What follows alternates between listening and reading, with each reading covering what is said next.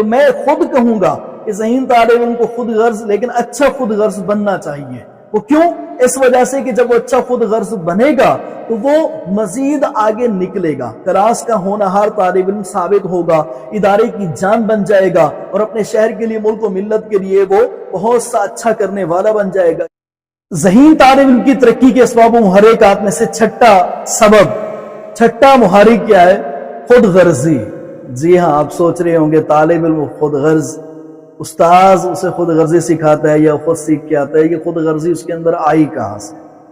آپ یاد رکھیں کہ ذہین طالب علم جب وہ ذہانت میں اپنے سبق یاد کرنے میں، مضمون کو اچھے سے یاد کرنے میں، یا کسی بھی تعریف کے ملنے پر وہ اپنے آپ کو یہ سمجھنے لگ جاتا ہے کہ میں اب کچھ کر سکتا ہوں، معاشرے کے اندر اپنے آپ کو منوا سکتا ہوں، تو اس کی طبیعت کے اندر کہیں نہ کہیں چند % خود غرضی آنا شروع ہو جاتی ہے۔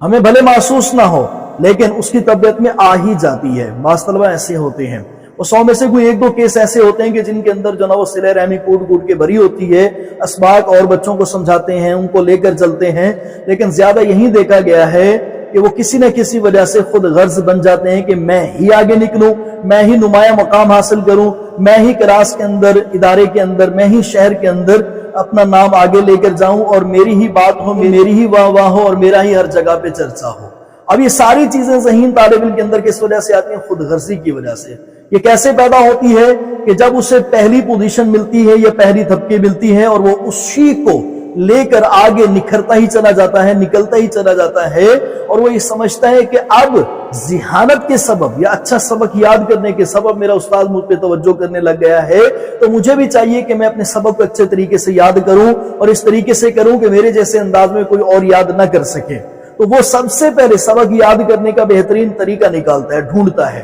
یا اپنے آپ کو یہ باور کراتا ہے کہ میں کچھ کر سکتا ہوں۔ جب یہ چیزیں اس کی طبیعت میں آ جاتی ہیں، ذہن بن جاتا ہے، ایک سوچ اس کی باقاعدہ طور پر تیار ہو جاتی ہے، تو اب وہ سبق اس طریقے سے یاد کرتا ہے کہ وہ طریقہ کسی اور کو پتہ نہ چلے۔ وہ جب یہ چیز کوئی چیز سمجھ لیتا ہے، استاد صاحب نے سمجھائی اور اس سے جو نا مختلف 4-6 اور اچھے انداز میں سمجھ میں آ گئی ہے، تو اب وہ یہ نہیں دیکھتا کہ میں کسی اور کو سکھا دوں تاکہ اس کا علم بڑھے، وہ کبھی بھی ایسا نہیں چاہے گا۔ ذہین طالب علم کے اندر یہ جو خود غرضی کی کیفیت آتی ہے کہ میں ہی نمایاں رہوں، میرے ہی ٹیسٹ میں اچھے نمبر آئیں، میرا ہی استاد مجھ پہ توجہ کرے، اور میرے ہی پرنسپل جو نا مجھے اسمبلی کے اندر یا دیگر تقاریب کے اندر اچھے طریقے سے نوازیں، انعامات دیں، تو پھر اس کی طبیعت میں یہ چیز شامل ہو جاتی ہے کہ یہ چیز ہمیشہ میرے پاس ہی رہے۔ یاد رکھیے، ذہین طالب علم کے اندر جب یہ صورت آ جاتی ہے کہ وہ خود غرض بن جاتا ہے، تو میں خود کہوں گا کہ ذہین طالب علم کو خود غرض لیکن اچھا خود غرض بننا چاہیے۔ وہ کیوں؟ اس وجہ سے کہ جب وہ اچھا خود غرض بنے گا